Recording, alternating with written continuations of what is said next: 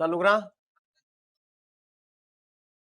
नमस्ते बच्चों, आज देखेंगे हम आपकी भारत की अर्थव्यवस्था जो दूसरा पार्ट है उसका 5वां चैप्टर भू संसाधन तथा कृषि कि भारत में जो भू संसाधन है उसका एक उपयोग किया जाता है। वैसे भू संसाधन के उपयोग काफी हैं, क्योंकि हम भूमि का उपयोग आवास बनाने में भी करते हैं, उद्योग स्थापित करने में भी करते हैं, जो मानवीय अवसंरचनाएं हैं जैसे पुल, रेल मार्ग, सड़क मार्ग आदि बनाने में भी किया जाता है। उसी प्रकार से एक महत्वपूर्ण कार्य और है भू संसाधन का, जो है कृषि। हमारे देश में जो भूमि का सबसे अधिक उपयोग हो रहा है वो कृषि कार्य के अंतर्गत हो रहा है। यदि हम देखते हैं, भारत की लगभग 70% जनसंख्या कृषि कार्यों में संलग्न है और भारत की एक जो आय है यानी कि 22% आय का हिस्सा अकेली कृषि देती है। ठीक है, यानी ज्यादातर जो कार्यशील जनसंख्या है वो कृषि के अंतर्गत आती है। कृषि से ही अपना गुजारा करते हैं, अपनी अर्थव्यवस्था या आय को कमाते हैं। इसलिए हमारे को भारत में कृषि को देखना अनिवार्य है। अब देखते हैं हम सर्वप्रथम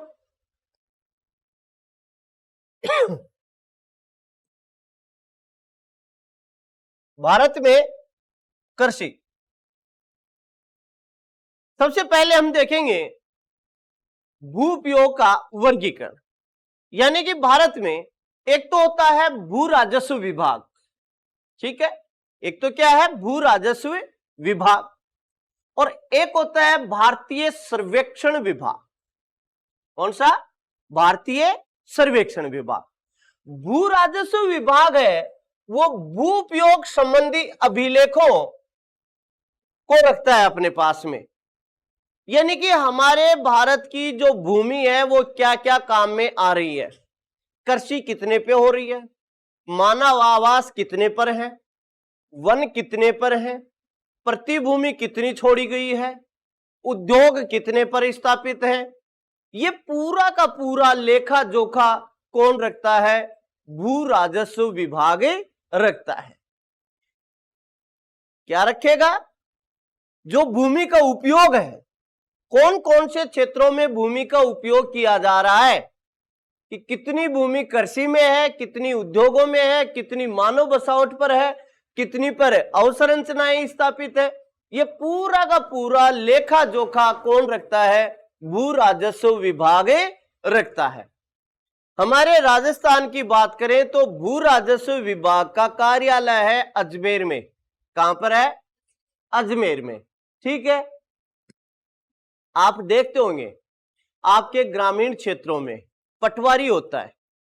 ठीक है, वो प्रतिवर्ष ये देखता है कि कितनी आपके गांव की कितनी भूमि के ऊपर कृषि की गई है, कितनी भूमि को खाली छोड़ा गया है। ठीक है, ये पूरा लेखा जोखा कौन रखता है? पटवारी।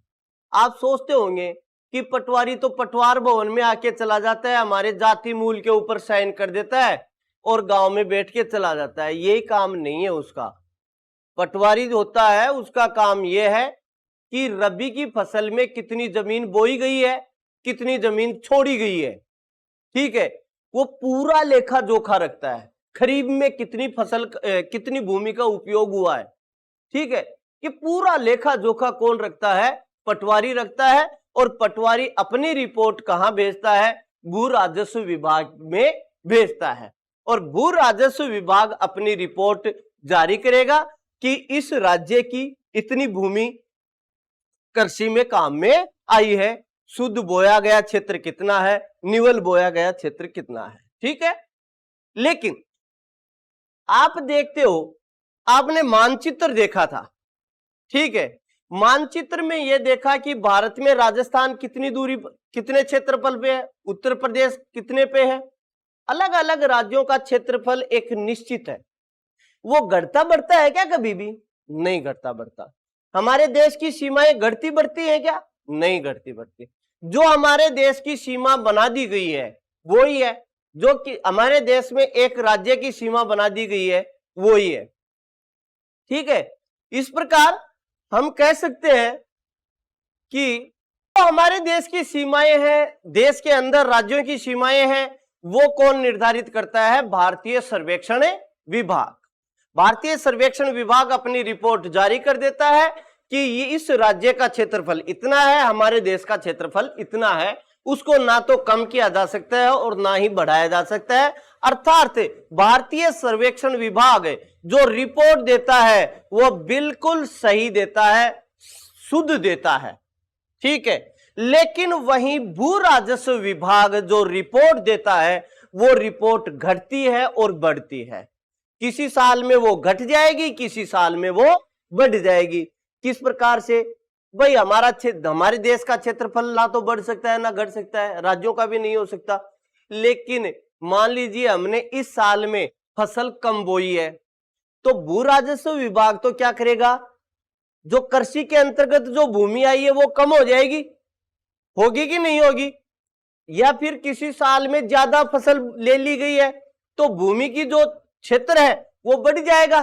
इस प्रकार से भू राजस्व वाली जो रिपोर्ट है वो तो कम और ज्यादा हो सकती है, लेकिन भारतीय सर्वेक्षण विभाग की रिपोर्ट हमेशा सटीक होती है, सही रहती है।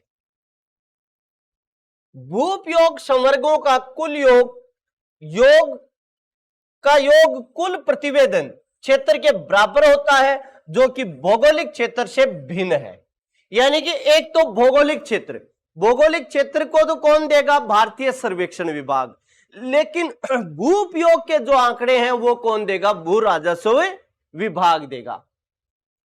भारत की प्रशासकीय इकाइयों यानी कि जो भारत में जो राज्य हैं, ठीक है, कि भौगोलिक क्षेत्र की सही जानकारी देने का दायित्व किसका है? भारतीय सर्वेक्षण विभाग का है। किसका है? जो भी भारत की भौगोलिक इकाइयां हैं, भौगोलिक इकाइयों में जैसे राजस्थान है, उत्तर प्रदेश है, पंजाब है, हरियाणा है, गुजरात है, महाराष्ट्र है, कर्नाटक है, तमिलनाडु है, ठीक है, झारखंड है, उड़ीसा है, बिहार है, इनकी जो भौगोलिक इकाइयां हैं उन भौगोलिक इकाइयों का सही जो माप देता है कौन देता है? भारतीय सर्वेक्षण विभाग देता है। कई बार प्रश्न बना हुआ है एग्जाम में कि भौगोलिक इकाइयों की जानकारी कौन सा विभाग प्रदान करता है? तो भारतीय सर्वेक्षण विभाग प्रदान करता है। और भू उपयोग किसी भौगोलिक इकाई में भू उपयोग की जानकारी कौन देता है? भू राजस्व विभाग देता है। ठीक है, समझ में आ गया होगा। अब देखते हम भू राजस्व अभिलेख द्वारा अपनाया गया भू उपयोग वर्गीकरण। ठीक है, कि भू राजस्व विभाग भू उपयोग का वर्गीकरण किस प्रकार से करता है, कि किस किस कार्य में भूमि का उपयोग हो रहा है, यह कौन देखेगा? भू राजस्व विभाग देखेगा। ठीक है, पहला देखता है वनों के अधीन क्षेत्र, कि हमारे देश में वनों के अधीन कितना क्षेत्र है और किसको हम कहें कि यह क्षेत्र वन के अधीन आएगा या नहीं आएगा। ये क्षेत्र वनों के अधीन होते हैं। सरकार द्वारा वन क्षेत्रों का सीमांकन इस प्रकार किया जाता है जहां वन विकसित हो सके। पहली चीज कि वनों के अंतर्गत कौन से क्षेत्र को रखा जाएगा। सरकार यह देखती है कि कौन कौन से क्षेत्रों में वनों को विकसित किया जा सकता है। उन क्षेत्रों का वर्गीकरण किसमें किया जाएगा? वनों के अधीन क्षेत्र में किया जाएगा। समझ में आई ये बात? यानी कि गवर्नमेंट भू राजस्व विभाग ये देखेगा कि एक भौगोलिक इकाई में कितना क्षेत्र ऐसा है कि उसमें वन उगाए जा सकते हैं या उसमें वन विकसित किए जा सकते हैं। तो उस क्षेत्र को किसके अंतर्गत रख दिया जाएगा? वनों के अधीन वाले क्षेत्र के अंतर्गत रख दिया जाएगा। दूसरा आता है गैर कृषि कार्यों में प्रयुक्त भूमि, यानी कि वह भूमि जिसके ऊपर क्या नहीं हो रहा है, कृषि कार्य नहीं हो रहा है, कृषि कार्य के अलावा अन्य कार्य किए जा रहे हैं, केवल उसके ऊपर क्या नहीं हो रही, कृषि नहीं हो रही है। ठीक है, जैसे हमने मकान बना लिए, अब मकान बनाने वाली भूमि तो है ही, वो उसका आंकड़ा कहां जाएगा, कृषि कार्य में जाएगा या गैर कृषि कार्य में, गैर कृषि कार्य वाली भूमि के अंतर्गत जाएगा। उद्योग की स्थापना हो गई या सड़क मार्ग हो गया, ठीक है, जैसे अभी एक हाईवे आ रहा है, ठीक है, बाईपास निकल रहा है, पहले उस बाईपास वाली जमीन पे क्या हो रही थी, कृषि हो रही थी, लेकिन अब यदि बाईपास बन जाएगा तो वो भूमि किसके अंतर्गत आ जाएगी, गैर कृषि कार्यों के अंतर्गत आ जाएगी। तो भू राजस्व विभाग ये हर वर्ष अपना प्रतिवेदन या रिपोर्टिंग करता है कि किस भूमि का उपयोग कौन से कार्य में किया जा रहा है। ठीक है, तो गैर कृषि कार्यों में प्रयुक्त भूमि, इसमें इस वर्ग भूमि में भूमि का उपयोग सड़कों, नहरों, उद्योग, दुकानों, मानव आवास आदि में किया जाता है। यानी कि किसको कहेंगे हम गैर कृषि कार्यों में प्रयुक्त भूमि, यानी कि वह भूमि जिसके ऊपर कृषि नहीं हो रही है, इसके अलावा वहां मकान बनाए जा सकते हैं, सड़क बन सकती है, पुल बन सकते हैं, उद्योग स्थापित हो सकते हैं, ठीक है, अन्य कोई कार्य हो सकते हैं, लेकिन क्या नहीं होगी, कृषि नहीं होगी। ऐसी भूमि को क्या कहेंगे, हमें गैर कृषि कार्यों में प्रयुक्त भूमि कहेंगे। तीसरी आती है बंजर व व्यर्थ भूमि, वह भूमि जो भौतिक दृष्टि से कृषि के अयोग्य है, कृषि के लिए योग्य नहीं है, ऐसी भूमि को क्या कहेंगे, बंजर या व्यर्थ भूमि। जैसे वन, उबड़ खाबड़ भूमि एवं पहाड़ी भूमि, रेगिस्तानी और अपर्दित जो भूमि है वो कैसी होगी, गैर या बंजर भूमि कहलाएगी, बंजर या व्यर्थ भूमि कहलाएगी। ठीक है, यानी कि वह भूमि, दोबारा समझिए, वह भूमि जिसके ऊपर कृषि नहीं की जा सकती, जैसे उबड़ खाबड़ भूमि है, उसके ऊपर कृषि कर सकते हो क्या, पहाड़ी क्षेत्र है या जिसमें कंकड़ पत्थर है उसमें कृषि हो सकती है क्या, तो वो भूमि कैसी कहलाएगी, बंजर भूमि या व्यर्थ भूमि कहलाएगी। स्थायी चारागाह क्षेत्र, इस प्रकार की अधिकतर भूमि ग्राम पंचायत या सरकार का स्वामित्व होता है इस भूमि पर, इस भूमि का केवल एक छोटा सा भाग निजी स्वामित्व में होता है। यानी चारागाह भूमि कौन सी भूमि कहलाएगी, वह भूमि जिसके ऊपर या तो किसी गांव का अधिकार रहेगा, संपूर्ण गांव का, ठीक है, या फिर सरकार का अधिकार रहेगा, लेकिन इस भूमि का एक छोटा सा भाग, ठीक है, निजी स्वामित्व में भी दिया जा सकता है। किसमें दिया जा सकता है, निजी स्वामित्व में दिया जा सकता है। किस प्रकार से, देखिए, आप सभी गांव के विद्यार्थी हो, आपके गांव में कोई जोहड़ है, तालाब है, उसके आसपास वाली भूमि किसी की भी नहीं होती, किसी की नहीं होती ना, किसकी होती है, वो संपूर्ण गांव की होती है, अर्थात हम यूं कह सकते हैं कि पंचायत की होती है। ठीक है, या तो वो पंचायत की होगी या सरकार की होगी। ठीक है, उसके ऊपर क्या कर सकते हैं हम, पशुओं को चरा सकते हैं कि नहीं चरा सकते, पूरे गांव के व्यक्ति उसके ऊपर क्या चरा सकते हैं, पशु। ठीक है, लेकिन ऐसा थोड़ी है कि उस भूमि के ऊपर पेड़ है और उस पेड़ को काटकर हम हमारे घर ले आते हैं, लेके आ सकते हैं क्या, नहीं लेके आ सकते, नहीं लेके आ सकते ना, क्यों, क्योंकि वो किसकी भूमि है, ग्राम पंचायत की भूमि है। ठीक है, संपूर्ण गांव की है। कई बार आपने देखा होगा कि उसी चारागाह भूमि में पेड़ों की छंगाई की जाती है, कटाई की जाती है, तो उन पेड़ों की नीलामी भी होती है, नीलामी के द्वारा जो आय मिलती है वो कहां जाती है? पंचायत में जाती है। कहां पर? पंचायत में जाती है, यानी पंचायत के फंड में चली जाएगी। और उस आय से पंचायत, जो पूरा गांव है, उस गांव के जो विकास के कार्य हैं वो किए जाते हैं। अब इसी भूमि के अंतर्गत एक छोटा क्षेत्र हो सकता है कि वो निजी स्वामित्व को दे दिया जाए। ऐसे नहीं कि एक भाग, जैसे मान लीजिए ये पूरा चारागाह भूमि है और इसका एक भाग काट के ग्राम पंचायत ने ये कह दिया कि भाई आप महेंद्र जी आप ये ले लो। हो सकता है क्या? नहीं हो सकता। ठीक है, उसको दे नहीं सकती। उसको कैसे देगी कि एक छोटा सा भाग उसका किसी व्यक्ति को दे दिया 1 साल के लिए, कि भाई 1 साल के लिए आप इस भूमि के ऊपर क्या करना चाहते हो? या तो कृषि करना चाहोगे या पेड़ लगाना चाहोगे। ठीक है, उन पेड़ों से जो फल या जो भी कुछ भी उत्पाद प्राप्त होगा वो आपका होगा, लेकिन इस भूमि का जो किराया है या इसमें से जो आधा हिस्सा है, जैसे हम खेत देते हैं ना, आधा बाटा खेत दे दिया हमने कि भाई आधा अनाज मेरे को दे देना और आधा अनाज आप ले लेना। उसी तरीके से पंचायत क्या करती है, उसको कुछ हिस्से को निजी स्वामित्व में भी दे सकती है। इससे क्या होता है? पंचायत को आय प्राप्त होती है। यह पंचायत की आय प्राप्ति का एक स्रोत होता है चारागाह भूमि। ठीक है, तो उसे कहते हैं स्थायी चारागाह क्षेत्र।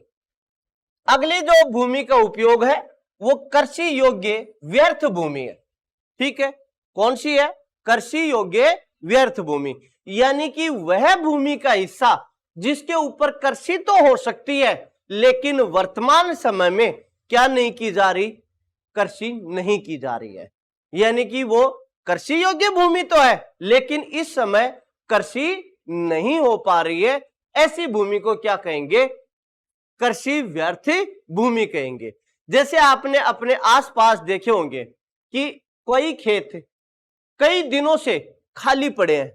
ठीक है, यानी कि आम भाषा में ये समझो कि आसपास ये भी होता है कि भाई मेरी, आप पूछते हो कि ये जमीन क्यों नहीं बो रहे, तो वो लोग कहते हैं भाई हमारे ऊपर तो स्टे लगा रखा है, कहते हैं ना, और उस भूमि के ऊपर कोई भी कृषि नहीं होती। वो स्टे वाली जो भूमि है, यानी कई सालों से पड़ी हुई है, उसके ऊपर कृषि नहीं हो रही, कृषि करने योग्य तो है वो, लेकिन कृषि नहीं हो पा रही। चाहे वो कोई भी विवाद हो, चाहे पर्सनल विवाद हो, ठीक है, कुछ भी हो सकता है उसके ऊपर, लेकिन कृषि नहीं हो रही। ऐसी भूमि को कृषि योग्य व्यर्थ भूमि कहा जाएगा। वह भूमि है जो पिछले 5 वर्ष या इससे अधिक समय तक व्यर्थ पड़ी है। इसकी एक निश्चित समय है, या यदि मान लीजिए कोई भूमि का हिस्सा है और उसके ऊपर 5 साल या 5 साल से अधिक समय तक कृषि नहीं की जा रही, वो भूमि किसके अंतर्गत रख दी जाएगी? कृषि योग्य व्यर्थ भूमि के अंतर्गत रख दी जाएगी। ठीक है, इस भूमि को कृषि तकनीकी के जरिए कृषि क्षेत्र योग्य बनाया जा सकता है। यानी कि जो ये भूमि है 5 साल से अधिक समय हो गया, कोई कृषि नहीं हुई है, अर्थात ये भूमि कृषि योग्य तो है। कृषि योग्य कैसे है कि यदि हम इसके ऊपर कृषि करना चाहेंगे तो जो कृषि की जो तकनीक है, उन तकनीक को अपनाकर इस भूमि को कृषि के लिए योग्य बनाया जा सकता है। ठीक है, लेकिन कृषि नहीं हो रही है तो वो भूमि कृषि योग्य व्यर्थ भूमि कहलाएगी। जैसे दूसरा उदाहरण ले हम, मान लीजिए एक भूमि तो ये थी जो 5 साल से खाली पड़ी थी या इससे अधिक समय हो गया। एक भूमि ये है जिसमें लवण की मात्रा बहुत ज्यादा है। ठीक है, इसको भी 5 या 10 साल हो गए पड़ी हुई को, लेकिन क्या इसको हम कृषि योग्य बना सकते हैं क्या? नहीं बना सकते। लेकिन इस भूमि को हमने क्या बना लिया? कृषि योग्य भूमि बना लिया। तो ये तो क्या कहलाएगी? कृषि योग्य व्यर्थ भूमि कहलाएगी। लेकिन इसको हमने नहीं बनाया तो ये भूमि क्या कहलाएगी? बंजर या व्यर्थ भूमि कहलाएगी, जिसको हम किसी भी तरीके से कृषि योग्य नहीं बना सकते हैं। ठीक है। वर्तमान प्रतिभूमि, कौन सी भूमि? वर्तमान प्रतिभूमि, वह भूमि जिस पर वर्ष या उससे भी कम समय के लिए खेती नहीं की जाती। इस भूमि की उर्वरता बढ़ाने की यह प्राकृतिक तरीका होता है, यानी कि इसको आप बहुत अच्छी तरीके से जानते हो। कौन सी भूमि को? वर्तमान प्रतिभूमि को। ठीक है। वर्तमान प्रतिभूमि कौन सी कहलाएगी? यानी कि वह भूमि जिसको हम 1 साल के लिए छोड़ देते हैं, उसके ऊपर कृषि नहीं करते हैं। ठीक है। उस भूमि को क्या कहेंगे? वर्तमान प्रतिभूमि कहेंगे। अर्थात आप आम भाषा में या अपनी आड़ू भाषा में यह कहते हो कि बदवाड़ कर दी। ठीक है। जो बदवाड़ होती है ना, वो क्या है? वर्तमान प्रतिभूमि है। वो क्यों की जाती है, क्यों छोड़ी जाती है भूमि? ये एक उस भूमि की उपजाऊता बढ़ाने के लिए एक प्राकृतिक तरीका है। भूमि की उपजाऊता 2 तरीकों से बढ़ा सकते हो आप। एक तो यदि उस भूमि को क्या छोड़ दो आप? प्रति छोड़ दो, यानी कि खाली छोड़ दो 1 साल के लिए, कोई फसल मत उगाओ, तो वो भूमि क्या हो जाएगी?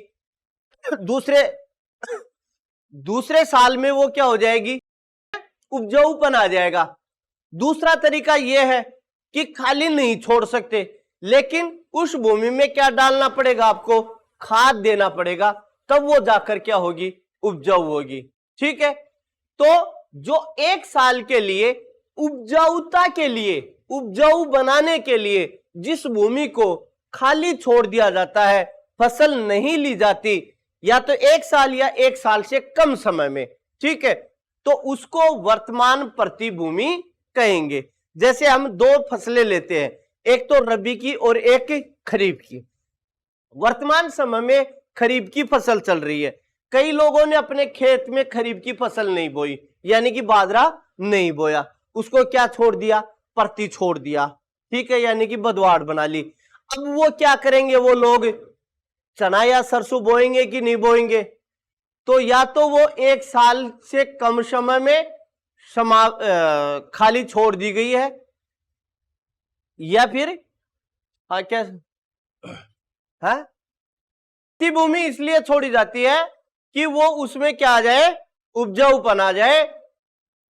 अब हम लेते हैं पुरातन प्रतिभूमि। ये देखिए, वर्तमान प्रतिभूमि तो क्या होगी? जो 1 साल या 1 से कम समय के लिए छोड़ी जाती है। 1 साल या 1 से कम समय के लिए छोड़ी जाती है, उसको तो क्या कहते हैं? वर्तमान प्रतिभूमि।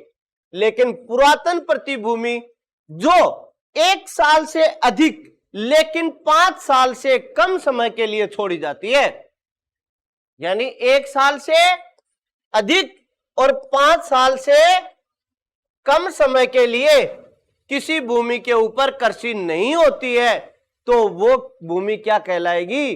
पुरातन प्रतिभूमि कहलाएगी।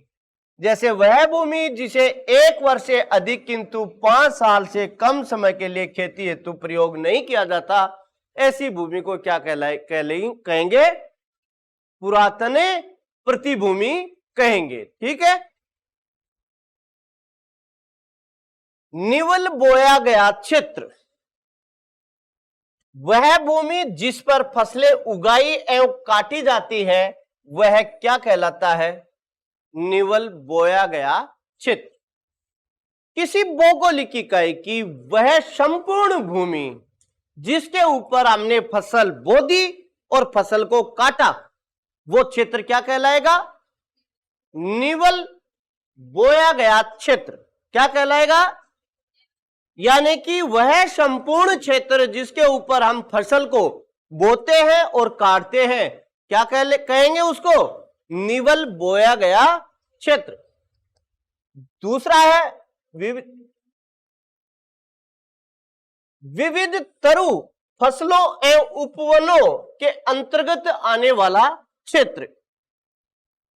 इस वर्ग में वह भूमि शामिल है जिस पर उद्यान एवं फलदार वृक्ष होते हैं। कृषि नहीं होगी इसके ऊपर, ऐसी भूमि के ऊपर क्या नहीं होगी, कृषि नहीं होगी।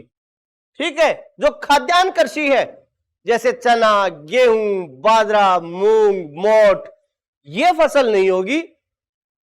कृषि कौन सी होगी, वह कृषि जो फल, फूल, सब्जियां आदि देती है, वो फसल ली जाएगी। ठीक है, इस प्रकार की ज्यादातर भूमि निजी स्वामित्व में होती है। कैसे स्वामित्व में, निजी स्वामित्व में।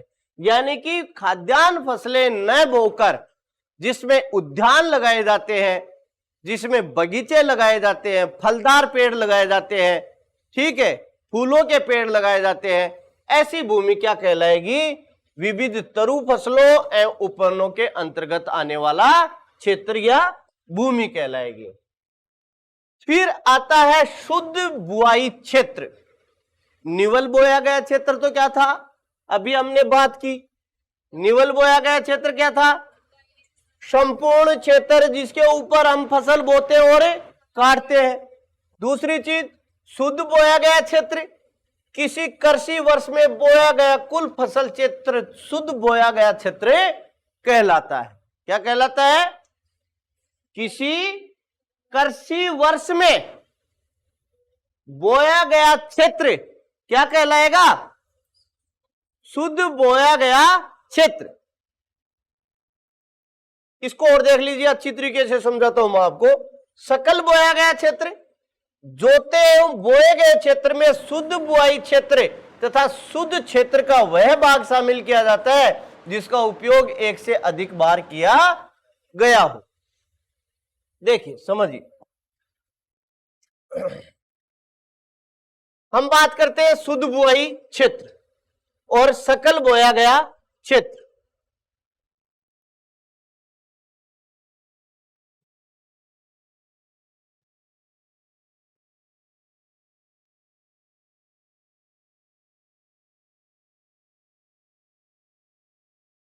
हमने एक कृषि वर्ष में, किसमें, एक कृषि वर्ष में किसी भूमि पर बुआई की। ठीक है, यानी कि हम इसको यह कह सकते हैं कि सकल बोया गया, शुद्ध बोया गया क्षेत्र या सकल बोया गया क्षेत्र। ठीक है,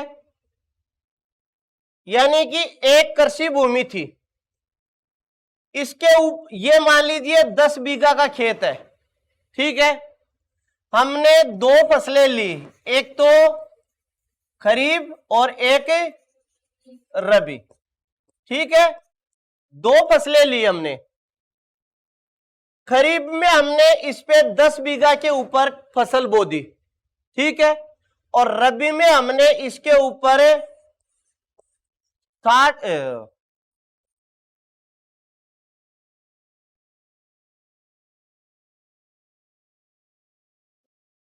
6 बीघा के ऊपर फसल बो दी। कितने पे बोई, 6 बीघा पे। तो सकल बोया गया क्षेत्र तो क्या कहलाएगा, एक वर्ष में, किसमें, एक वर्ष में 10 और 6 16, यानी सकल बोया गया क्षेत्र तो क्या हो गया, 16। ठीक है, दूसरी चीज, निवल बोया गया क्षेत्र। निवल बोया गया क्षेत्र कितना है अपना, 10 बीघा। ठीक है, निवल बोए गए क्षेत्र को कभी भी नहीं बढ़ा सकते हम। किस, दो चीजें आपके पास में, एक तो सकल क्षेत्र बोया गया क्षेत्र, तो सकल बोया गया क्षेत्र एक साल में कितना हो गया, 16। निवल बोया गया क्षेत्र हमारे सामने कितना आ गया, 10। अब यदि हम इसकी बात, किसकी बात करें, कृषि गहनता की बात करें। ठीक है, कृषि गहनता किस प्रकार से निकालेंगे, तो कृषि गहनता निकलती है सकल बोए गए क्षेत्र में किसका भाग दे दे, निवल बोए गए क्षेत्र का। ठीक है, यानी सकल बोया गया क्षेत्र कितना था, 16, और निवल बोया गया क्षेत्र कितना था, 10, और इसको किससे गुणा कर दें, 100 से, तो कितना आ जाएगा, 160%, यानी कि जो भी कृषि गहनता है, कृषि गहनता हमेशा प्रतिशत में दर्शाई जाती है। ठीक है, अर्थात कृषि के अंतर्गत उत्पादन बढ़ाने और बेरोजगारी को समाप्त करने के लिए हमारे को दो प्रयास करने पड़ते हैं। पहला, सकल बोए गए क्षेत्र को बढ़ा दो, या दूसरा निवल बोए गए क्षेत्र को बढ़ा दो। दो चीजें करो। किसके लिए? कृषि उत्पादन और बेरोजगारी को समाप्त करने के लिए दो कार्य करने पड़ेंगे हमारे को। पहला, एक तो सकल क्षेत्र को बढ़ा दो और दूसरा निवल बोए गए क्षेत्र को बढ़ा दो। अब बात यहां आती है कि हम केवल सकल बोए गए क्षेत्र को ही बढ़ा सकते हैं, निवल बोए गए क्षेत्र को कभी भी नहीं बढ़ा सकते। कैसे भाई? एक हमारे पास में 100 बीघा का खेत है, इसमें एक वर्ष में, एक कृषि वर्ष में हमने दो फसलें ली, एक तो रबी और एक खरीफ। रबी की 100 बीघा में हमने 100 बीघा ले ली और खरीफ में हमने 100 बीघा में से 50 बीघा ले ली। तो सकल बोया गया क्षेत्र तो आपके पास में कितना हो गया? 150। लेकिन हम इस 100 बीघा को बढ़ा सकते हैं क्या? सीमा को बढ़ा सकते हैं? नहीं बढ़ा सकते। जितनी भूमि है उतनी तो है ही। तो निवल बोया गया क्षेत्र तो कुल भूमि का क्षेत्र ही होता है, इसलिए निवल बोए गए क्षेत्र को नहीं बढ़ा सकते। सकल बोए गए क्षेत्र को बढ़ाकर हम क्या कर सकते हैं? कृषि उत्पादन और बेरोजगारी को क्या कर सकते हैं? हमें समाप्त कर सकते हैं। ठीक है, कृषि उत्पादन बढ़ा सकते हैं और बेरोजगारी को समाप्त कर सकते हैं। ठीक है, अब बात करते हैं हम साझा संपत्ति की। साझा संपत्ति संसाधन पर राज्यों का स्वामित्व होता है। जो साझा संपत्ति होती है उनके ऊपर स्वामित्व किसका होगा? राज्यों का होगा। यह संसाधन पशुओं के लिए चारा, घरेलू उपयोग हेतु ईंधन, लकड़ी तथा वन उत्पाद उपलब्ध करवाते हैं। साझा संपत्ति वो है जैसे उसके ऊपर अधिकार तो किसका रहेगा? गवर्नमेंट का। किसका रहेगा? गवर्नमेंट का, सरकार का। लेकिन उसके ऊपर हम हमारे पशु चरा सकते हैं, वहां से लकड़ी काट सकते हैं। लकड़ी कौन सी? सूखी लकड़ी, गीली नहीं, सूखी। ठीक है, इसके अलावा मतलब घरेलू उपयोग हेतु ईंधन की प्राप्ति कर सकते हैं। ऐसी जो भूमि होती है उसको क्या कहते हैं? साझा संपत्ति भूमि कहते हैं। अधिकार किसका रहेगा? सरकार का। लेकिन उपयोग किसके आएगी? वो जो आम जनता है उसके उपयोग आएगी। इसका महत्व क्या होता है साझा संपत्ति का? सबसे ज्यादा जो महत्व होता है साझा संपत्ति का वो ग्रामीण क्षेत्रों में होता है, यानी गांव के लोगों के लिए किया होता है। और गांव में भी जो विशेषकर औरतें होती हैं उनके लिए सबसे ज्यादा उपयोगी क्षेत्र होता है ये। ठीक है, औरतों के लिए। ग्रामीण क्षेत्रों में जो भूमिहीन है, जिनके पास में भूमि नहीं है, जिनके पास में खेतों का आकार बहुत ही छोटा है तथा आर्थिक रूप से कमजोर वर्ग के व्यक्ति हैं, उनके जीवन यापन में इनका महत्व होता है, क्योंकि भूमिहीन होने के कारण पशुपालन से प्राप्त आजीविका पर निर्भर रहते हैं। जिनके पास में भाई भूमि नहीं है, ठीक है, कोई खेत नहीं है, अब उसकी आजीविका किस प्रकार से चले? जो गरीब है, आर्थिक रूप से गरीब है, उसकी जीविका कैसे चलेगी? या तो वो पशु पालेगा या अन्य काम करेगा। यदि मान लीजिए वो पशु पालता है तो अपने पशुओं को चारा कहां से खिलाएगा? क्योंकि उसके पास में भूमि तो है नहीं। अब वो चारे के लिए किसके ऊपर डिपेंड रहेगा? साझा संपत्ति के ऊपर डिपेंड रहेगा। आपने गांव में कई लोगों को देखा है जिनके भूमि नहीं होती, वो अपने पशुओं को कहां चराते हैं? चारा गांव में चराते हैं कि नहीं चराते? जो सरकारी भूमि है उसके ऊपर चराते हैं। ठीक है, तो वो उनके लिए काफी महत्वपूर्ण भूमि होती है। किसके लिए?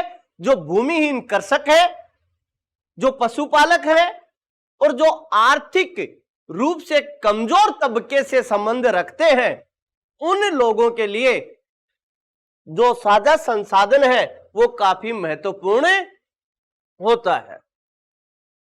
आगे देखिए भाई,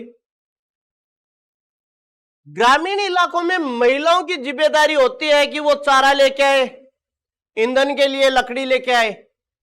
अब यदि मान लीजिए उसके पास में भूमि नहीं है, जिनके पास में, अब वो ग्रामीण महिला कहां से लेके आएगी अपने पशुओं के लिए चारा?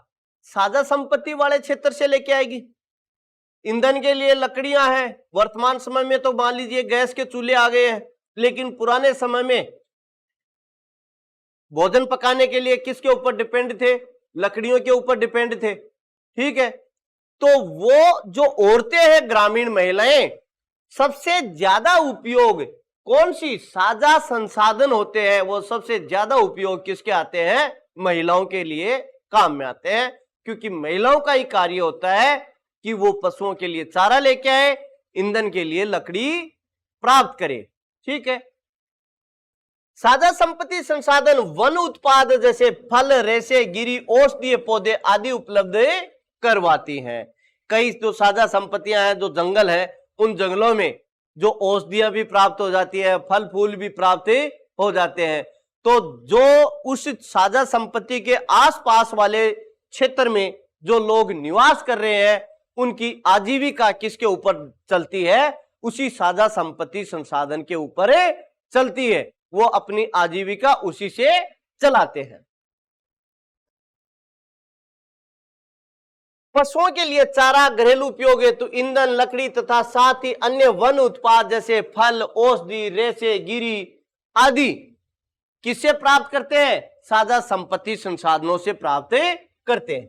आर्थिक रूप से कमजोर वर्ग के व्यक्तियों का जो जीवन यापन होता है वो भी किससे होता है? साझा संपत्ति संसाधनों के द्वारा होता है। जो आर्थिक तबके से कमजोर व्यक्ति है वो अपना पशुपालन किसके ऊपर डिपेंड रहता है? उनका पशुपालन साझा संपत्ति संसाधन के ऊपर ही डिपेंड रहता है। ठीक है,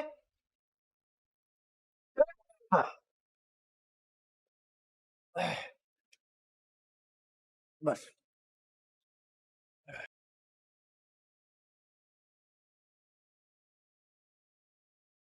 कल देखेंगे भारत में फसलें और कौन सी फसल कौन सी ऋतु में ली जाएगी। ठीक है,